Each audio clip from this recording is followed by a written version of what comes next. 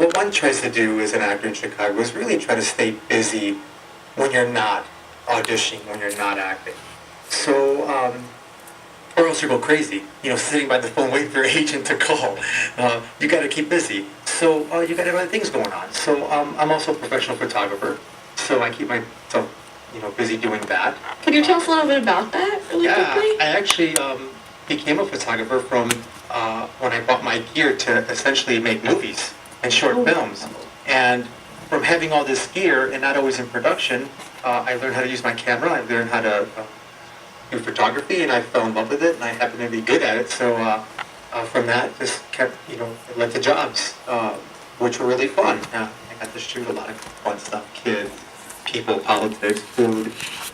I'll shoot anything that comes in front of me. I just love it so much. And that keeps me busy. And then, of course, being a stay-at-home dad, that keeps me really busy also. So you are also an aspiring director. Can you tell us you got started in directing? I was hired as a not a stunt quick. Scratch that. I was hired as a military technical advisor on this movie called Dog Jack. And working with the director and coordinating the marches and kind of making the actors look very military in some of the scenes. And the director came up to me and said, you know what, you should really be directing. I see how you're working with these actors. You should think about directing, maybe a short film or two and eventually a feature. And it never left my brain. I've always, thought about that. I love writing. I wrote a couple of short films and I had a chance to direct. Another opportunity came my way where I got to direct a feature film, which was an amazing experience with a lot of Chicago's greatest actors. And that was kind of how it got started. And then from there, it became into producing and then co-writing with some other talented people that I know and trying to make something happen. Like I said, using these movies as a vehicle as an actor or not an actor, as a director. So Joe, can you tell us, how did it feel to be behind the camera instead of in front of it? I love it. It's a lot different, of course. Doing both is very hard. I don't know how Mel Gibson does it. He directs and makes these amazing movies and acts in them as well. Again, going back to the Marine Corps, I was the squad leader. That means I had several Marines under my command, and it's coordinating maneuvers, it's coordinating a group, and a mission, and running a set is kind of the same way. You're coordinating people, you're executing a plan, you're trying to fulfill a vision of whether it's your own or a writer's or whoever you're working for. So I love it. I love being at the helm of that kind of environment and then the results afterwards, in the editing room, what you captured on film, putting it all together. It's another passion. It's another adrenaline rush that I get that I can't get, that I used to get when I was in the Marine Corps. So acting and anything movie business is an adrenaline rush for me that I really enjoy. So not only is it an adrenaline rush for you, but do you feel it's possibly more imitating being a director, or do you feel it's more imitating being an actor? I'm sorry, say it. Well, do you feel it's more imitating being a director or an actor? I think it's a little bit of both. No, that's not true. An actor, you're really in your own world. When I'm acting, when I'm in a role, when I'm on, I'm not thinking about anything else but the little world I'm living. When you're directing, you have a lot of hats you're wearing. You're responsible for a lot of different people that are heads of departments of other crews, but that's a small scale. That's independent filmmaking. I haven't reached the level where I'm doing anything big as far as directing. Right now, I'm focusing on a series with a good friend of mine, and we're trying to, make that happen. Because although I love the idea of making movies, we produced a movie 2 years ago that's out in the world market. Now it's in 12 world markets. It's a horror movie that we did called Dead Girls. And it's funny. It's a quirky little, crappy little movie that we did, but it's fun to do. It's getting the energy together with all these people. And that's wearing a lot of hats, of course. But it's fun. So how do you pick the projects that you want to direct?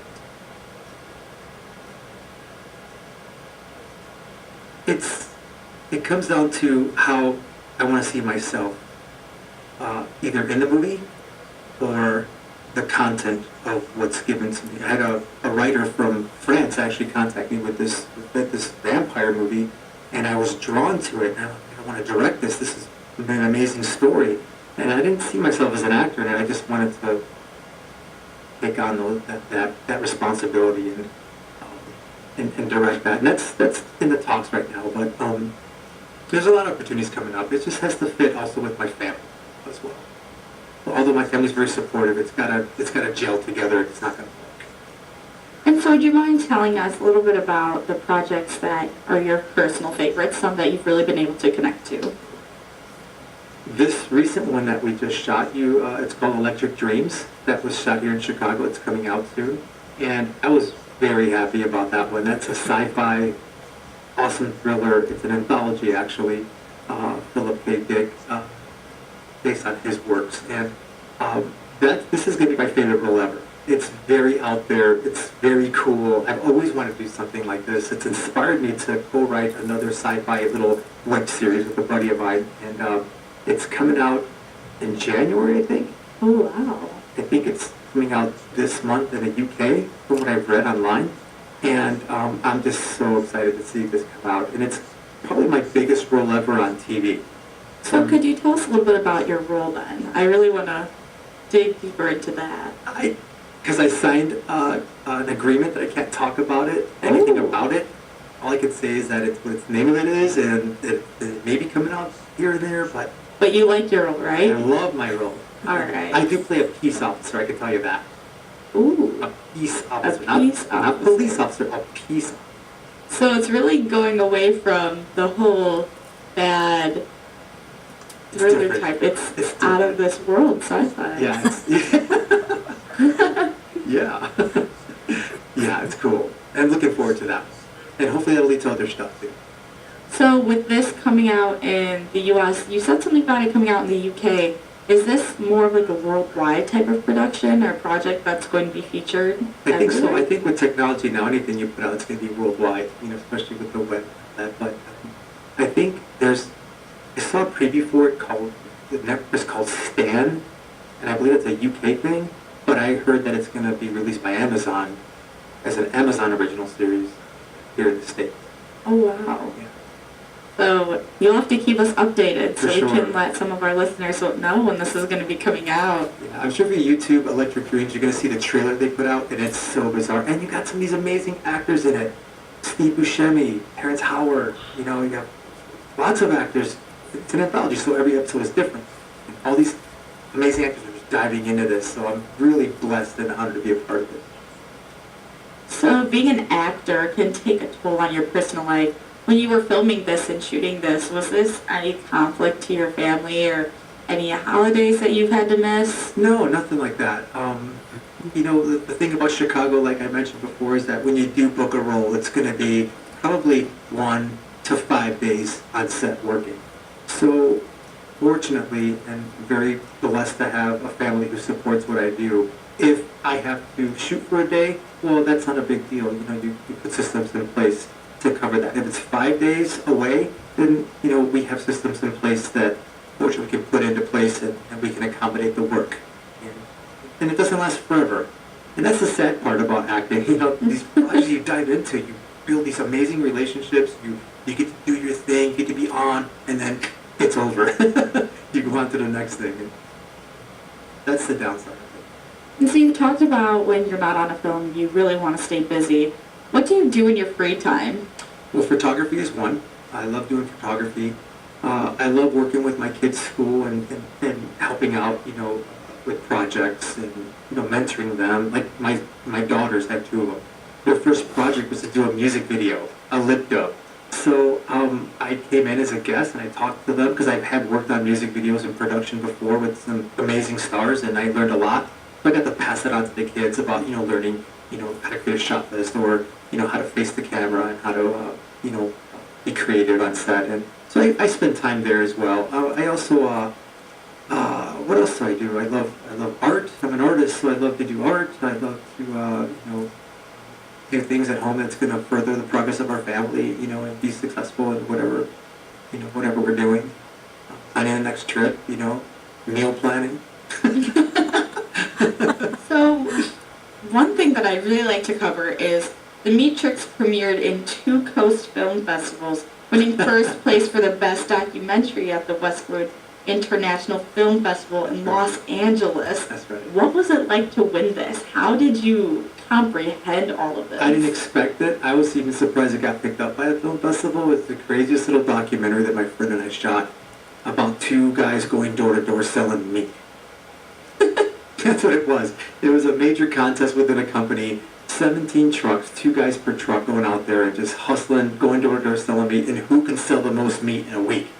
And I filmed the entire thing, documented it, going door to door, talking to different people, meeting interesting people, crazy people, getting turned down, having sales, and we filmed all this, and we put it together. We put out several film festivals, and it got picked up in 3, and it won, best documentary finalist in Los Angeles, and it was crazy. It took on a little life of its own. People were talking about making it into a comedy, like a Cannonball Run, and having these stars in there, these comedy stars in there doing these crazy things that were based off the documentary, and that was really fun to think about. But it was fun going there and experiencing that whole Los Angeles thing and the film festival circuit, especially when you're part of it. It's fun going to film festivals, but when you're a part of one and you have something to do with it, it's even better.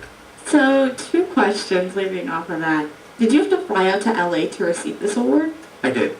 Oh, wow. I did. So when you were out there, did you kind of feel like a movie star with you being able to go up there and grab the award? Not at all. Really? Not at all. Not at all.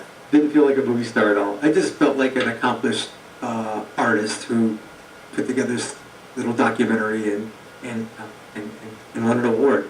And I don't think the only time I ever felt like a star was on that first movie, Primal Fear, when we took a break and we got to go outside of the bar they were shooting at. It was with Richard Gere, Stephen Bauer. We went outside the sidewalk, and all these people were out there just trying to get a glimpse of Richard Gere. And I was standing next to him, so I kind of felt the energy. I was kind of like, hey, yeah, all right, waving at the kids and stuff like that. And I actually got invited to the Academy. That movie was nominated for Academy Award. I got invited to the Academy Awards, but didn't go. You don't get to go to the Academy Awards. You have to pay to go to the Academy Awards. Oh, it was wow. very expensive to go there, and the travel and the tickets and the table and the whole 9 yards. And I just watched it from the seat of my home, and it was much more exciting for me to do that. So with all of these different opportunities and experiences coming your way, do you think that this is something you want to continue with in the future? Or do you want to pursue an actor still as you grow? After 20 years in the business, there's no turning back. It's not something you just kind of, say, I gave it a shot. I'm doing something different now. It's a part of who I am. Any established actor will tell you the same thing.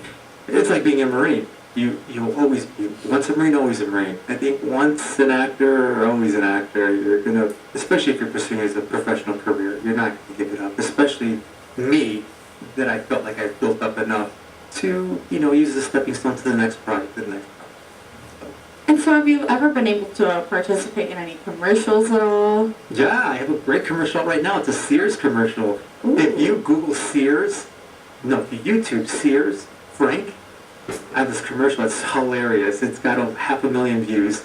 Oh, wow. Maybe probably by now 500,000 views. And it's just funny. It's a funny commercial. And then I had a Super Bowl commercial out a few years ago for BMO Harris Bank. That was really fun. And a bunch of other stuff. I've done a bunch of commercials throughout the years and all kinds of stuff.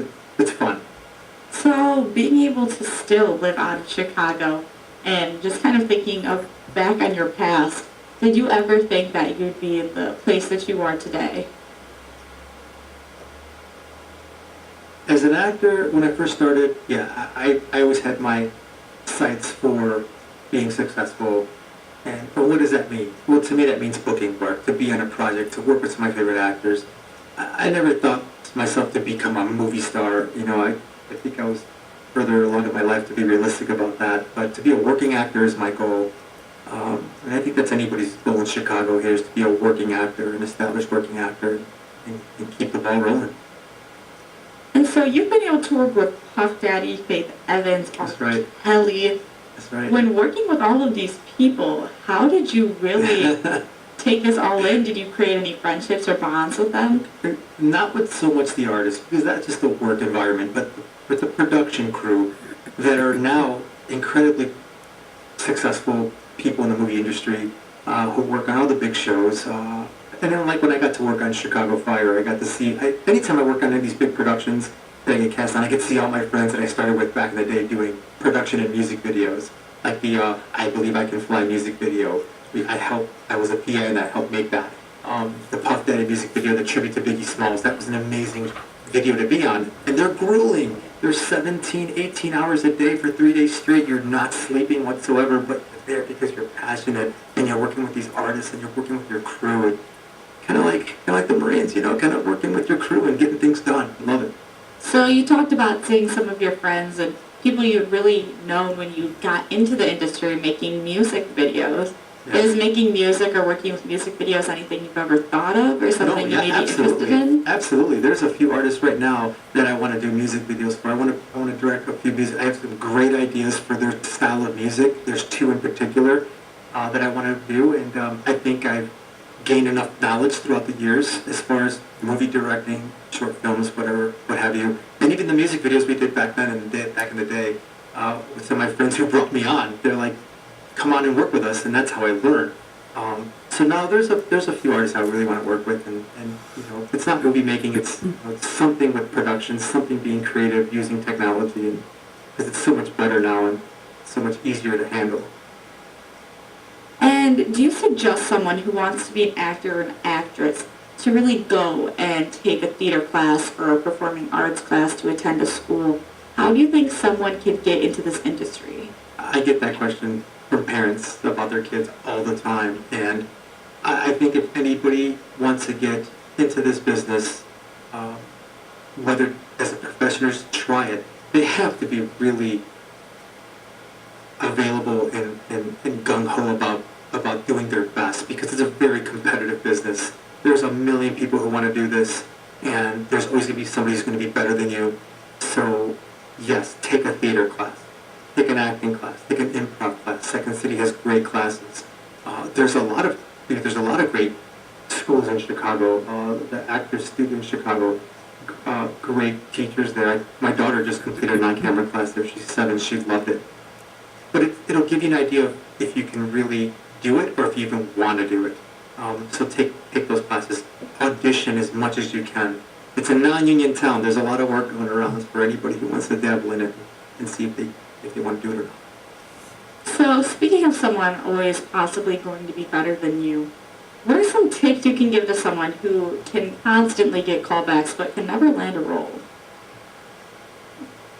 The one advice I can give somebody is, whatever you do, be prepared and go in and deliver your gifts, the gifts that you prepared for. Not to try to be somebody else, not to try to overdo it, not to try to impress, but to try to be real in the moment, try to show some reality in what you're doing, some truth in what you're doing, and kind of like just leave it at that, go in there confident that you have something to offer, and then walk out. You're always going to walk out of there saying, oh, I could have done this better, if I could have thought this a different way, or man, I wish I wouldn't have worn this, all those will drive you crazy. So the thing I do is go in there, do the best you can do, be truthful in what you're doing, and then walk out like a pro. And because we are starting to run a little bit short on time, would you mind just telling my listeners where they can possibly learn more about you? You can go to IMDb and type in Joe Cabellero, Caballero. I also have a website, joecabellero.com. You can find me there, but if you just Google my name, a lot of stuff's going to come up that I think is interesting about my past, and not only in acting, but in my tour as a Marine and as a person. Yeah. And do you have any other social media accounts that you'd like to share with my listeners, or if anyone wants to get in contact with you about a role or any sort of projects, how can they contact you? Yeah, Joe Cabellero at LinkedIn, at Facebook, Twitter, Instagram. They're all there. And not hard to find here in Chicago. Perfect. And just one more question before our time ends. I'd really like to know... No, I don't want it to end. Neither do I. I'd love to have you on for another show to cover some more. Cool. But where do you see yourself in 10 years? In 10 years? 10 years. I see myself doing 1 to 2 amazing projects a year, and then the rest of the time traveling with my